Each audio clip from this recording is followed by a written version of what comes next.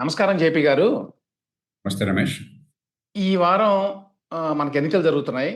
మొత్తం 5 రాష్ట్రాల్లో ఎన్నికలు జరుగుతున్నాయి దేశంలో. అందులో 3 రాష్ట్రాల్లో ఎన్నికల ప్రక్రియ పూర్తయిపోయింది. ఇంకొక 2 జరగబోతున్నాయి.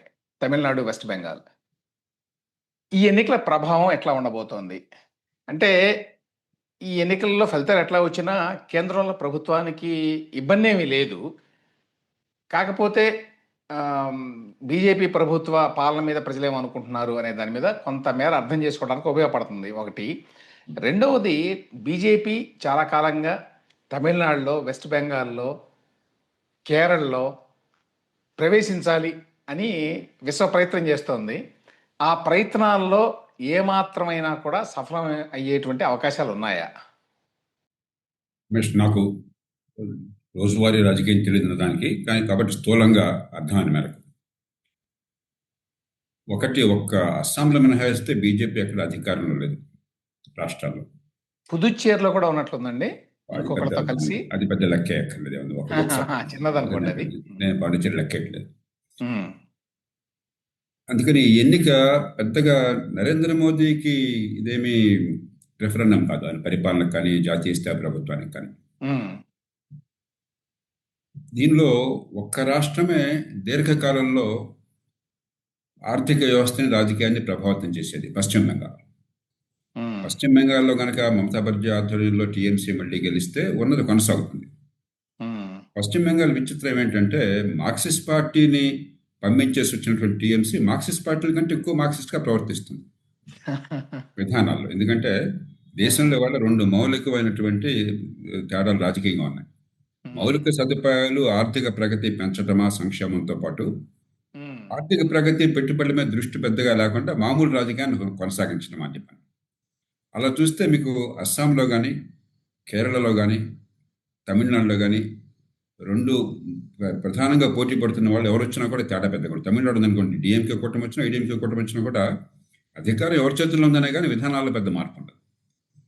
అలాగే కేరళలో ఎల్డీఎఫ్, యూడీఎఫ్లో అధికారం చేతులు మారుతుంది కానీ విధానంలో పెద్ద మార్పు ఉండదు. అస్సాంలో ఎట్లాగో బీజేపీ అధికారంలో వచ్చే ఛాయలు స్పష్టంగా కనిపిస్తున్నాయి. కాబట్టి ఒక రాష్ట్ర భవిష్యత్తు మారే అవకాశం ఏమన్నా ఉంది ఎన్నికల వల్లంటే పశ్చిమ బెంగాల్ ఒకటే. పశ్చిమ బెంగాల్ స్వతంత్రం వచ్చిన కొత్తలో దేశంలో 10-11% జాతీయ ఆదాయంలో వాటా ఉండేది. తలసరి ఆదాయం 1.5 రెట్లు, దాదాపు 2 రెట్లు జాతీయంలో తలసరి ఆదాయానికి ఎక్కువ ఉండేది. ఇప్పుడు జాతీయ తలసరి ఆదాయం కంటే పశ్చిమ బెంగాల్ తక్కువ ఉన్నది. దేశంలో పశ్చిమ బెంగాల్ వాటా ఆర్థిక వ్యవస్థలో 5-5.5% పడిపోయింది. సార్, ఎక్కువ ఉన్నది అని మీరు చెప్పేది కమ్యూనిస్ట్ పార్టీలు అధికారంలోకి వచ్చిన తర్వాత రాకముందా? స్వతంత్రం వచ్చిన తర్వాత నేను చెప్పే స్వతంత్రం. ఎందుకంటే కలకత్తా బ్రిటిష్ సామ్రాజ్యంలో సాటిలేని మేటి నగరం. మనందరికీ తెలుసు. 1911 దాకా రాజధాని. మొట్టమొదటి విద్యా సంస్థలు, మొట్టమొదటి పరిశ్రమలు, మొట్టమొదటి పెట్టుబడులు, మొట్టమొదటి వ్యాపారాలు అన్నీ కూడా బెంగాల్లో వచ్చినాయి. దాని ప్రభావం వల్ల స్వతంత్రానికి పూర్వం అటు స్వతంత్ర పోరాటంలో కీలక భాగం కానీ, దేశ రాజకీయాన్ని లేకపోతే సాంస్కృతిక నేపథ్యాన్ని శాసించడం కానీ, ఆర్థిక వ్యవస్థలో కీలకాన్ని పట్టుకొని 3 బెంగాల్కు ఉండేవి. ఇప్పుడు తగ్గిపోయింది. ముఖ్యంగా ఆర్థికంగా. నాకు బాగా గుర్తున్నది, బుద్ధదేవ్ భట్టాచార్య గారు వచ్చినప్పుడు జ్యోతిబాస్తో పోలిస్తే కాస్త ఆర్థిక వ్యవస్థ పెరగడం కోసం గట్టి ప్రయత్నం చేస్తున్నాడు. ఆయన్ని పూర్తిగా దెబ్బ కొట్టి, అంటే కమ్యూనిస్ట్ పార్టీ ఆర్థిక ప్రగతి కోసం ప్రయత్నం చేస్తుంటే దాన్ని దెబ్బ కొట్టి అంతకంటే కమ్యూనిస్టులా ప్రవర్తించాడు. ఆ నందిగం గొడవ అంతా ఏంటి? టాటా సెక్టర్ ఒక పెట్టుబడి పెడుతుంటే దాని మీద దండెత్తేసి గందరగోళం సృష్టించి అధికారంలోకి వచ్చినాడు.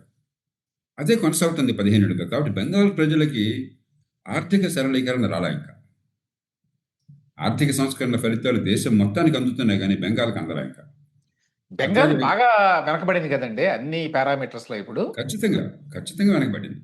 కాబట్టి కొంచెం పంథా మారాలంటే బెంగాల్లో అధికారం మారితే కనీసం తూర్పు భారతంలో ఆర్థిక వ్యవస్థ కొంత ఊతం వస్తుంది.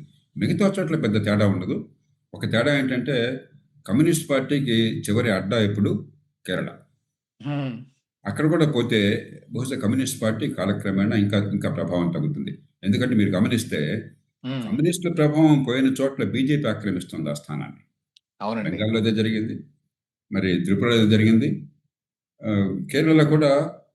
చాలామంది అక్కడ విశ్లేషకులు చెప్పేది బీజేపీకి వస్తున్న ఓటు ఎక్కువ భాగం మామూలుగా సాంప్రదాయంగా కమ్యూనిస్టులో పడే ఓట్లు అని చెప్పాను. అంచేత కమ్యూనిస్ట్ పార్టీ కేరళలో ఓడిపోతే దీర్ఘకాలంలో ఏమవుతుందంటే బీజేపీకి ఉన్నంత దీర్ఘకాలంగా నిలబెక్కిన శక్తి దేశంలో మరే పార్టీకి లేదు. 50 ఏళ్ళు 60 ఏళ్ళు త్యాగాలకు సిద్ధపడి లక్షలాది వేలాది కార్యకర్తలు పోరాటం చేయడానికి ఆ పార్టీలు మాత్రమే సిద్ధంగా ఉన్నారు. కాబట్టి వాళ్ళేమి ఈ ఎలక్షన్లు గెలవాలి ఇవాళ గెలవాలి అనుకోవట్లేదు. ఇప్పుడు 16-17% వచ్చారని చెప్తున్నారు ఓట్లు.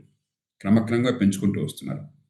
కాబట్టి కమ్యూనిస్ట్ పార్టీ ఈసారి కనుక ఇక్కడ కేరళలో పోయినట్టయితే బహుశా 1-2 ఎలక్షన్ సైకిల్లో కమ్యూనిస్ట్ పార్టీ స్థానాన్ని పశ్చిమ బెంగాల్, త్రిపుర లాగా బీజేపీ ఆక్రమించవచ్చు. అది దానికి పూర్తిగా కారణం ఒక్కరోజు వచ్చింది కాదు. కమ్యూనిస్ట్ పార్టీలు యూరోప్లో లాగా కాకుండా, యూరోప్లో ఏమైందంటే యూరో కమ్యూనిజం అనే పేరుతో 1980 దశకంలో ఆ పాత కమ్యూనిజం ఆ పిడివాదాన్ని పక్కన పెట్టి కమ్యూనిజానికి కొత్త అర్థాన్ని సమాజాలకు అవసరానికి అనుగుణంగా ఇచ్చారు. మన దేశంలో పిడివాదం నుంచి బయటపడాలి. అందుకే ఇటీవల కాలంలో కమ్యూనిస్ట్ పార్టీలో చేరిన వాళ్ళు కానీ, యువ నాయకులు కానీ, యువ రక్తం కానీ మీకు కనిపించట్లేదు అక్కడ కూడా. ఏదో త్యాగాలు చేశారు గతంలో. వెస్ట్ బెంగాల్ కూడా చాలా ఆశ్చర్యకరంగా ఉందండి. అక్కడ తృణమూల్ కాంగ్రెస్ లేకపోతే బీజేపీ, అంతేగాని లెఫ్ట్ పార్టీలు వస్తాయని కానీ కాంగ్రెస్ పార్టీ వస్తుందని కానీ అసలు ఎవరు అనుకోవడం లేదు. అదొక ముఖ్యమైన విషయం మీరు చెప్పింది. దేశంలో 2004-2005 దాకా ఒక తీరు.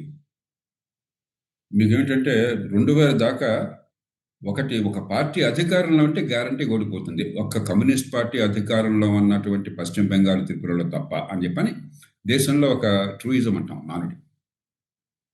ఇప్పుడు కాలక్రమేణా ఏమైందంటే ప్రజలు 1-2 సార్లు అవకాశాలు ఇస్తున్నారు, ఏ పార్టీ అయినా సరే. పర్వాలేదు, ఒక మాదిరిగా పరిపాలన చంద్రబాబు నాయుడు గారికి కానీ ఆంధ్రప్రదేశ్లో, తర్వాత రాజశేఖర రెడ్డి గారికి కానీ, కేసీఆర్కి కానీ తెలంగాణలో, సరే మనకి తృణమూల్ కాంగ్రెస్ గత 15 ఏళ్ళుగా కానీ, లేకపోతే ఒరిస్సాలో నవీన్ పట్నాయక్ కానీ, అలాగే రకరకాల రాష్ట్రాల్లో పూర్వంలాగా యాంటీ ఎస్టాబ్లిష్మెంట్, అంటే ఎన్నికల్లో అధికారంలో ఉన్న పార్టీ గ్యారంటీ ఓడిపోతుందనే పరిస్థితి పోయి కాస్త ఒక మాదిరి పరిపాలన ఉంటే, సంక్షేమాన్ని అభివృద్ధిని కాస్త కొన్ని సమతూకం పాటిస్తే, కొంతమేరకన్నా పర్లేదు అనిపిస్తే ఇంకోసారి ఛాన్స్ ఇస్తారనే భావం వచ్చింది. రెండోది, అప్పటిదాకా ఒక నానుడు ఏంటంటే ఎల్కే అద్వానీ గారు ఎప్పుడు అనేవారు, Congress party is vacating space. క్రమక్రమంగా ప్రాభావాన్ని చాలా రాష్ట్రాలు కోల్పోతుంది. ఆ కోల్పోయిన కాంగ్రెస్ పార్టీ స్థానాన్ని మేము భర్తీ చేయలేకపోతున్నాం అనేవారు. కానీ 2000 నుంచి క్రమక్రమంగా బీజేపీ అనూహ్యంగా, నిజంగా ఆనాడు ఎవరు అనుకోలేదు, ఫస్ట్ పాస్ట్ ద పోస్ట్ సిస్టంలో 3వ శక్తిగా ఉన్న పార్టీ ఏ పార్టీ అయినా సరే, జాతీయ పార్టీ ప్రభావాన్ని కోల్పోయాక మళ్ళీ ప్రభావం రావడం చాలా కష్టం. ప్రభావం లేనప్పుడు ప్రభావాన్ని సంతరించుకోవడం చాలా కష్టం. కానీ బీజేపీ కర్ణాటకతో మొదలెట్టి, కర్ణాటకలో ప్రాంతీయ పార్టీ జనతాల పతనం కాగానే ఆ స్థానాన్ని బీజేపీ ఆక్రమించింది. మరి మీరంతగా పశ్చిమ బెంగాల్లో కమ్యూనిస్టులు క్రమక్రమంగా తగ్గానే ఆ స్థానాన్ని మళ్ళీ బీజేపీ ఆక్రమించింది. కొన్ని రాష్ట్రాల్లోనేమో ప్రాంతీయ పార్టీల స్థానాన్ని, కొన్ని రాష్ట్రాల్లో ఆ కాంగ్రెస్, అలాగే ఒరిస్సాలో కాంగ్రెస్ పార్టీ స్థానాన్ని పూర్తిగా బీజేపీ ఆక్రమించింది. కాబట్టి బీజేపీ ఒక్కటే ఒక జాతీయ పార్టీ తనకు ప్రభావం లేనటువంటి ప్రదేశాల్లో కాలక్రమేణా దీర్ఘకాలంలో ఆ లోటు కొంత భర్తీ చేయగలుగుతుంది ఆ స్థానాన్ని. అది ఇప్పుడు కేరళలో అన్నిటికంటే చాలా కటువుగా ఉన్నది, బహుశా ఇప్పట్లో సాధ్యం కానిది తమిళనాడులో. ఎందుకంటే అక్కడ ఉన్నటువంటి ప్రత్యేక రాజకీయ నేపథ్యం వల్ల అది బహుశా చాలా కష్టం కావచ్చు. కానీ ఇది ఒకటి గత 20 ఏళ్ళలో మౌలికంగా వచ్చిన మార్పులు. ఈ యాంటీ ఎస్టాబ్లిష్మెంట్ వేవ్ అనేది గుడ్డిగా కాకుండా కాస్త తులనాత్మక పరిశీలన జరుగుతోంది ఎన్నికల్లో. రెండోది, బీజేపీ క్రమక్రమంగా దేశంలో చాలా ప్రాంతాల్లో గతంలో అవకాశం లేని చోట అవకాశాలు పెంచుకుంటూ వస్తున్నారు. తమిళనాడులో మామూలుగా డిఎంకే, ఏడిఎంకే పోటీ పడుతూ ఉండేవి. ఇప్పుడు కూడా అదే అనుకోండి ఫార్మేషన్ మెయిన్గా. అయితే యాక్టర్ విజయ్ టీవీకే పార్టీ రంగంలోకి దిగింది. కమల్ హాసన్ పార్టీ ఇప్పుడు లేదనుకుంటాను. ఆయన ఏదో హడావుడి చేశాడు కానీ చివరికి ఎన్నికల్లో పోటీ చేయడం లేదు. సో టీవీకే పార్టీ ప్రభావం వల్ల కొన్ని ఇబ్బందులు వచ్చే అవకాశం ఉంది. దానివల్ల బీజేపీకి కొంత అక్కడ హోల్డ్ పెరిగేటువంటి అవకాశం ఉంది అని చెప్తున్నారండి తమిళనాడులో. ఈసారి ఎన్నికల్లో తమిళనాడులో బీజేపీ ప్రభావం పెరిగేటువంటి అవకాశం ఉందా? లేదు. నాకు అర్థమైనంత వరకు విజయ్ పార్టీ వల్ల బీజేపీకి నష్టం వస్తున్నది. విజయ్ పార్టీకి వస్తున్న ఓట్లలో అత్యధిక భాగం అధికారంలో ఉన్న ప్రభుత్వానికి వ్యతిరేకమైన ఓటు. ఆయనకి వేసే ఓట్లో బహుశా 4/3 వంతులు వ్యతిరేక ఓటు, ఒక వంతు డిఎంకే ఓటు కావచ్చు. అందుకని మీరు గమనిస్తే డిఎంకే విజయ్ని మాత్రం విమర్శించుకుని జాగ్రత్త కాపాడుకుంటూ వస్తాం. అక్కడ కనుక విజయ్కి ఇప్పుడు 15-16% ఓట్లు వచ్చే అవకాశం ఉందంటున్నారు. అదే కనుక 3-4% పడిపోతాయి. మామూలుగా ఒక మూడో పార్టీ గ్యారంటీ వీళ్ళకేమీ సీట్లు రావు, అధికారం ఛాన్స్ లేదనుకుంటే పడిపోతారు. ఒక కులం బలం, స్థానికంగా బాగా బలం అన్నటువంటి కొన్ని సామాజిక వర్గాలు ఉంటే తప్ప, మామూలుగా ఉన్న ఓటు అయినట్టయితే క్రమక్రమంగా పడిపోతుంది. మన ఎన్నికల వ్యవస్థలో అటో ఇటో గెలిచే పార్టీలకే ఓటు పడుతుంది. అలా కనుక ఆయనకి ఇప్పుడు 15-16% 3-4% పడిపోయిందనుకోండి, నిజానికి అప్పుడు డీఎంకే వ్యతిరేకంగా ఉన్న ఏడీఎంకే కూటమికి అవకాశం పెరుగుతుంది. కాబట్టి విజయ్ వల్ల ప్రస్తుతం ఉన్న పరిస్థితుల్లో అధికార పక్షానికే లాభం కనిపిస్తున్నది. అలాగే మరో పార్టీ ఉంది అక్కడ, ఎన్టీకే అని చెప్పని, అక్కడ సీమన్ అని చెప్పని, అవునండి. ఆయన ఒక పక్కనేమో తమిళ జాతీయవాదము, ఉమ్, అదివరకు వైగో తీసుకునేవాడు, మీకు గుర్తుందో లేదో, ఎల్టీటీ అవునండి. దాదాపుగా మద్దతు ఇస్తూ తమిళ జాతీయవాదము. రెండో పక్కన ఉచితాలకు పూర్తిగా వ్యతిరేకత. ఒక ఆహా. ఆ, దాని మీద మళ్ళీ మళ్ళీ ఎన్నికల్లో పోటీ చేస్తున్నారు. పెద్ద శాతం కాకపోయినా కూడా గచ్చి 2-3% ఓట్లు వస్తున్నాయి ఆయనకు. ఆ ఓట్లు కూడా బహుశా డిఎంకే వ్యతిరేక ఓటు అవుతుంది. కాబట్టి వీళ్ళ ప్రభావం వల్ల నష్టపోతున్నది డిఎంకే వ్యతిరేక పక్షాలు. సో ఈసారి ఓవరాల్గా చూస్తారండి, వెస్ట్ బెంగాల్లో బీజేపీకి ఎంతో కొంత అవకాశాలు మెరుగుపడ్డవే కానీ నష్టపోయేదేమీ లేదు. ఆ, లాస్ట్ టైమే లా పడింది. వాళ్ళే మెయిన్ అపోజిషన్ పార్టీ కింద ఉన్నారు ఇప్పుడు ప్రస్తుతం. ఇప్పుడు తృణమూల్ కాంగ్రెస్ పార్టీ 3 టర్మ్స్ ఉందండి. 14 ఏళ్ల నుంచి ఉన్నట్లుంది వెస్ట్ బెంగాల్లో. ఆ. కాబట్టి ఎంతో కొంత యాంటీ ఇన్కంబెన్సీ ఉండేటువంటి అవకాశం ఉంది. సో అక్కడ అధికారంలోకి వస్తుందని చెప్పలేకపోయినా ఖచ్చితంగా బలం పెంచుకుంటుంది అనేది చాలామంది చెప్తున్నారు వెస్ట్ బెంగాల్లో. కేరళలో కూడా వాళ్ళు చాలా ప్రయత్నాలు చేస్తున్నారు. కేరళలో కూడా ఆహ్, పెద్ద ఎత్తున ప్రభావం చూపుతారని కాదు గానీ, ఖచ్చితంగా పోయినసారి ఎన్నికల కంటే ఈసారి ఇంకొంచెం ఎక్కువ ఓటింగ్ పర్సెంటేజ్ వచ్చే అవకాశం ఉంది. తమిళనాడులో కూడా ఉందంటారా అట్లా? తమిళనాడులో కూటమిలో ఉన్నారు కాబట్టి ఒంటరిగా కాదు కదా. హ్మ్. ఏడీఎంకే కూటమి భాగస్వాములు ఉన్నారు కాబట్టి హ్మ్. ఒంటరిగా కాదు. మీరు పశ్చిమ బెంగాల్ చూసినట్టయితే ఆ, ఒక 40% ఓట్లు ఉన్నాయని చెప్తున్నారు బీజేపీ. ఆల్‌మోస్ట్ నలభై అవునండి. 44%, 4-5% ఎక్కువ టీఎంసీకి ఉన్నాయని. హ్మ్. పశ్చిమ బెంగాల్ ఏమిటంటే మమతా బెనర్జీకి ఒక లోకల్ ఫ్లేవర్ ఉంది. బెంగాలీ మనిషి అన్న భావం చాలా బాగా దాన్ని పోగొట్టుకోవాలి. హ్మ్. అట్లాగే మైనారిటీస్ని ఆకట్టుకున్నా కూడా ఆమె పెద్దగా హైందవ వ్యతిరేక అన్న భావాన్ని కలగజేయాలి. తర్వాత విచిత్రంగా మామూలుగా బీజేపీ ఇప్పుడు కూడా పట్టణ ప్రాంతాల్లో కొంచెం ఉంటుంది. మన తెలంగాణ చూడండి, మరో రాష్ట్రం చూడండి, మామూలు బీజేపీకి పట్టణ ప్రాంతాల్లో ఎక్కువ ఓటు సీట్లు వస్తాయి. హ్మ్. బెంగాల్ ఒకటే మినహాయింపు. బెంగాల్లో గ్రామీణ ప్రాంతాల్లో మాదిరి పట్టు ఉంది కానీ పట్టణ ప్రాంతాల్లో లేదు. కలకత్తా నగరంలో పట్టణ ప్రాంతాల్లో లేదు. అంటే బెంగాల్ రాజకీయం కొంచెం విచిత్రమైనది అక్కడ జరుగుతున్నది. హ్మ్. ఇక ఆ, అలాగే మన కేరళకు వస్తే చాలా విచిత్రంగా బీజేపీ తీసుకుంటున్న ఓటు ఎక్కువగా కమ్యూనిస్టుల ఓటు. హ్మ్. ఎందుకంటే అక్కడ స్థానిక పరిస్థితుల్లో చాలా విచిత్రంగా ఎక్కువ మంది హిందువులు వేసేది ఓటు కమ్యూనిస్ట్ పార్టీలకి. హ్మ్. కాబట్టి హిందూ ఓటు ఎంత తీసుకుంటే అంత బీజేపీ పెరుగుతుంది ఆ వారా, కమ్యూనిస్టులు నష్టపోతున్నారు. బీజేపీ 17% అట్లా ఉందని చెప్తున్నారు అక్కడ. క్రమక్రమంగా ప్రతి ఎన్నికల్లో పెంచుకుంటూ వస్తుంది.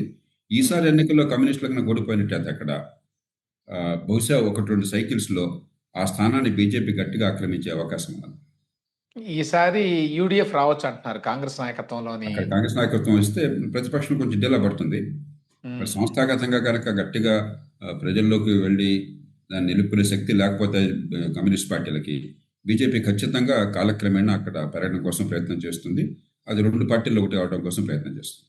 ఇంట్రెస్టింగ్‌లీ అండి, లాస్ట్ తిరువనంతపురం మున్సిపల్ ఎన్నికల్లో 100 సీట్లుంటే అక్కడ 50 సీట్లు గెలిచిందండి బీజేపీ. అవును. అంటే అంటే అది. అది చిన్న సిటీ అనుకోండి. అది కోచి పెద్ద సిటీ కేరళలో. అయినా హ్మ్. కూడా రాష్ట్ర రాజధాని బాగా ఆలోచన బాగా విద్య ఆలోచన బాగా ఎక్కువ ఉన్నటువంటి రాజకీయ చైతన్యం ఉన్నటువంటి రాష్ట్రం. హ్మ్. ఖచ్చితంగా బీజేపీ ప్రభావం పెరుగుతుంది. దానిలో అనుమానం. కాకపోతే నెమ్మదిగా పెరుగుతుంది. ఇది హడావుడిగా ఒక్కరోజు వచ్చేది కాదు. హ్మ్. ఈసారి ఎన్నికల్లో కూడా బీజేపీ కొంచెం ఎక్కువ ప్రభావం చూపగలిగితే దీర్ఘకాలికంగా మన దేశంలో జాతీయ ప్రతిపక్షాలకి స్థానం తగ్గిపోయినట్టేనండి. అంటే రమేష్ అసలు కొంచెం ఈ పక్కన పెట్టడం ఈ పార్టీ, ఆ పార్టీ అని. హ్మ్. ఉన్నంతలో కమ్యూనిస్ట్ పార్టీని పక్కన పెట్టిన ప్రభావం తగ్గిపోతుంది. హ్మ్. ఒక రాజకీయ పార్టీగా కొంత మేరకు వ్యవహరిస్తుంది బీజేపీ ఒక్కటే. హ్మ్. ఇప్పుడు మిగతా పార్టీలన్నీ కూడా దాదాపుగా ఒక వ్యక్తి సొంత ఆస్తులుగా తయారైపోయాయి. హ్మ్. చాలా వరకు కుటుంబ ఆస్తులుగా తయారైపోయాయి. ఎంత డబ్బు ఖర్చు పెడతావో నువ్వు, ఏ కులం నుంచి వచ్చావో తప్ప, నువ్వు పార్టీకి ఎంత సేవ చేశావు, ప్రజాజీవనంలో ఏ పని చేశావు అన్నది అసలు ప్రభావం చూపెట్టట్లా. బీజేపీ కొంత మేరకు అత్యున్నత హ్మ్. ప్రమాణాలని చెప్పి అనడానికి లేదు. కానీ మన దేశంలో పరిస్థితుల్లో కొంత మేరకు ఒక అవునండి. కార్యకర్త గట్టిగా పనిచేస్తే ఒక అవకాశం వస్తుంది. ఏ అసలు కులమైనా వాళ్ళు ఏ ఎవరికైనా పదవిస్తే వాళ్ళెవరో కూడా చాలా మందికి తెలీదు. చాలా మంది తెలుగు ముఖ్యమంత్రులు ఇప్పుడు ముఖ్యమంత్రులను ముఖ్యమంత్రులు కాబట్టి ఒక పార్టీలాగా అంటే ఎంతో కొంత టాలెంట్‌ని తీసుకొద్దాము. మనం నమ్మిన సిద్ధాంతాలకి అనుగుణంగా పార్టీని పెంచుదామన్న ప్రయత్నం ఒక పార్టీలోనే కనిపిస్తోంది. అందుకనే దీర్ఘకాలం అందులో ఆ పార్టీ ఏంటంటే ఒక్క రోజున మక్కలో పట్టి పప్పులో పోయేది కాకుండా దీర్ఘకాలం నిలబడడానికి ఆ పార్టీలో ఆర్ఎస్ఎస్ ప్రభావం వల్ల, వాళ్ళు నమ్మిన సిద్ధాంతాల వల్ల చాలామంది సిద్ధంగా ఉన్నారు. మిగతా పార్టీలకి అసలు అది లేదు. అర్జెంట్‌గా పవర్ రావాలా, పవర్ వస్తే డబ్బులు రావాలని చెప్పిన తప్పితే మనకి ఈ ఏదో నమ్మిన లక్ష్యాల కోసం బతకాలండి. పూర్వం ఉండేయి. పూర్వం ప్రతి పార్టీకి ఒక సిద్ధాంతం ఉండి దానికోసం నిలబడేవాళ్ళు. ఇప్పుడు సిద్ధాంతం ఎక్కడుంది? మీరు ఇప్పుడు క్యాండిడేట్స్‌ని చూడండి. ఇవాళ ఏ పార్టీలు ఉంటారు, ఏ పార్టీలు ఉంటారో మీరు చెప్పగలుగుతున్నారు. తెలుగు రాష్ట్రాలు చూడండి. అవును. 5 ఏళ్ల క్రితం ఏ పార్టీలు ఉన్నారు, తర్వాత ఏ పార్టీలు ఉన్నారు. అంతా డబ్బు, కులము, కుటుంబం తప్ప ఇంకోటి లేకపోతే మరి ఈ గందరగోళం ఇట్లా ఉంటుంది. కాబట్టి ఒక రకంగా రాజకీయాల్లో మౌలిక మార్పు తేవడానికి ఒక ఆలోచన జరగాలి రాజకీయ పార్టీల్లో. అందున ప్రపంచం అంతా ఆర్థిక సంక్షోభం అంటున్నాం. ఈ ఇరాన్ వార్ పుణ్యమా అని చెప్పని. రేపొద్దున ఎంతకాలం స్టేట్ ఆఫ్ హార్మోజ్ ఎప్పుడు మూసేస్తారో తెలీదు. ఏ రకంగా ఆర్థిక అభద్రతను తెలీదు. ఇప్పుడైనా మన దేశం ఒక పెద్ద దేశం, పేద దేశం, ప్రజాస్వామ్య దేశం కాస్త ఈ పరిస్థితులు సవరించకపోయినట్టయితే, ఎల్లకాలం అధికార క్రీడల్లో మునిగిపోయినట్టయితే దేశం గందరగోళం అయిపోతుంది. హ్మ్. కాంగ్రెస్ పార్టీ పరిస్థితి ఏమిటని మీ అంచనా అండి? ఈ ఎన్నికల ఇందాక మనం తర్వాత? చెప్పిన అవలక్షణాలన్నీ తీవ్రంగా ఉంది కాంగ్రెస్ పార్టీలో గదా! కుటుంబము, హ్మ్. డబ్బు తప్ప, హ్మ్. అధినాయకుల ఆశీస్సులు తప్ప, హ్మ్. పార్టీలో ప్రజాస్వామ్యతకి ఎదిగే అవకాశం లేకుండా పోయింది. రెండోది సిద్ధాంతం ఏంటి కాంగ్రెస్ పార్టీకి ప్రస్తుతం? ఒకప్పుడు కాంగ్రెస్ పార్టీ జాతి ఐక్యతకి ఆలంబనగా ఉండేది. అన్ని వర్గాల ప్రజలని సమన్వయం చేసేది. ఈవేళ ఆమ్ ఆద్మీ పార్టీని అనుకరించి, ఈ మాట నేను చాలా ఆలోచించి అంటున్నాను. ఆమ్ ఆద్మీ పార్టీని అనుకరించి, హ్మ్. అన్నీ ఉచితంగా ఇస్తామనే ఒక సిద్ధాంతం తప్ప, ఇంకే రకమైన సిద్ధాంతం కూడా ఆర్థిక వ్యవస్థను గురించి గాని, నిరుద్యోగ నిర్మూలన గాని, ఉపాధి కల్పన గాని, అభివృద్ధి విషయంలో గాని ఏమీ లేకుండా పోయింది. మరి అలా ఉన్నప్పుడు ఏమవుతుందంటే, కొన్ని రాష్ట్రాల్లో బాగా అధికారంలో ఉన్న పార్టీ మీద వ్యతిరేకత ఉంటే, ఈ తాత్కాలికమైన తాయిలాలతో ఆకర్షించి కొంతమేరకు మనం ప్రభావం చూపెట్టొచ్చు. కానీ దీర్ఘకాలంలో పెరుగుతున్న యువత, మధ్యతరగతి, పట్టణాల జనాభా అది కదా పెరిగేది. ఆర్థిక వ్యవస్థ పెరుగుతున్నప్పుడు వాళ్ళు దానికి విముఖంగా ఉంటారు. అంచేత కాంగ్రెస్ పార్టీని నేను ఒకప్పుడు కాంగ్రెస్ అగ్రనాయకత్వానికి 1, 2 సార్లు నవ్వుతూనే వేళాకోళంగా అనిపించినా కూడా సీరియస్‌గానే చెప్పాను నేను. దేశానికి కాంగ్రెస్ పార్టీ అవసరం. కాంగ్రెస్‌కి దేశం అవసరం లేదని మీరు తెలుసుకోవాలి. అంచేత దేశ ప్రయోజనాలు మాకు పట్టవనుకుంటే కాలక్రమేణా దేశంలో ఆ పార్టీలు అంతర్ధానం అవుతాయి. దురదృష్టం ఏంటంటే బీజేపీ రోజు రోజుకి బలం పెంచుకుంటోంది దేశంలో. కాబట్టి ఖచ్చితంగా బలమైన అపోజిషన్ అవసరం ఉంది. దేశానికి ఖచ్చితంగా అవసరం. మనకి ఇప్పుడైనా ఏ పార్టీ అయినా కూడా హ్మ్. ఒడిదుడుకులు లేకుండా ఉంటుంది. ఆర్థిక భవిష్యత్తు బాగుంటుంది. అధికారంలో ఉన్నవాళ్ళు తప్పుని ఎండగట్టేవాడున్నారు. వాడు శృతి మించినట్లయితే వాడిని దింపేసి అధికారంలోకి వచ్చి మంచి చేసేవాళ్ళు ఉన్నారు. నమ్మకం ప్రజలకుంటే అధికారంలో ఉన్నవాడు జాగ్రత్తగా ఉంటాడు. ప్రజల ప్రయోజనాలను పరీక్షించడం సాధ్యమవుతుంది. వీడి తప్ప ఇంకోటి గతి లేదంటే నిరంతరం మనకి భయం, ఆందోళన ఏమైపోతుందో రేపొద్దున. ఇంకో పార్టీ వస్తే ఏమైపోతుందో. అంటే we are always one election away from chaos. అది ఇప్పుడు ప్రజాస్వామ్యంలో ప్రమాదకరం. అవునండి. సో, ఈసారి ఫలితాలు ఎట్లా ఉంటాయో చూడాలి. కాంగ్రెస్ ఎంత మేరకి తన ఉనికిని చాటుకోగలదో గూడా చూడాలండి. అంటే ప్రస్తుతానికి కాంగ్రెస్‌కి హ్యాపీ సిట్యుయేషన్ ఇంకో రకంగా ఆలోచిస్తే. ఎట్లా? అస్సాం మినహాయిస్తే మిగతా అన్ని రాష్ట్రాల్లో కాంగ్రెస్ గాని, బీజేపీ వ్యతిరేక కూటమి గెలిచే అవకాశాలు కనిపిస్తున్నాయి. కాబట్టి గెలిచామని వాళ్ళు సంబరపడతారు. అంటే ఒక్క కేరళ మాత్రం అవకాశం ఉందండి. ఇంకెక్కడుంది వాళ్ళకి అవకాశం? అక్కడ కూటమిలో ఉన్నారుగా డీఎంకేతో పాటు. ఉన్నారు. కానీ ఇక్కడ టీఎంసీ డీఎంకే గెలిస్తే చాలా టీడీపీ డామినేటింగ్ గెలిస్తే పార్ట్నర్ పెద్దదనుకోండి. ఇక్కడ టీఎంసీ గెలిస్తే బీజేపీ వ్యతిరేక పక్షం గెలిచిందంటారు కదా! అంటే ప్రత్యర్థి గెలవలేదని సంబరపడతారు. అవును.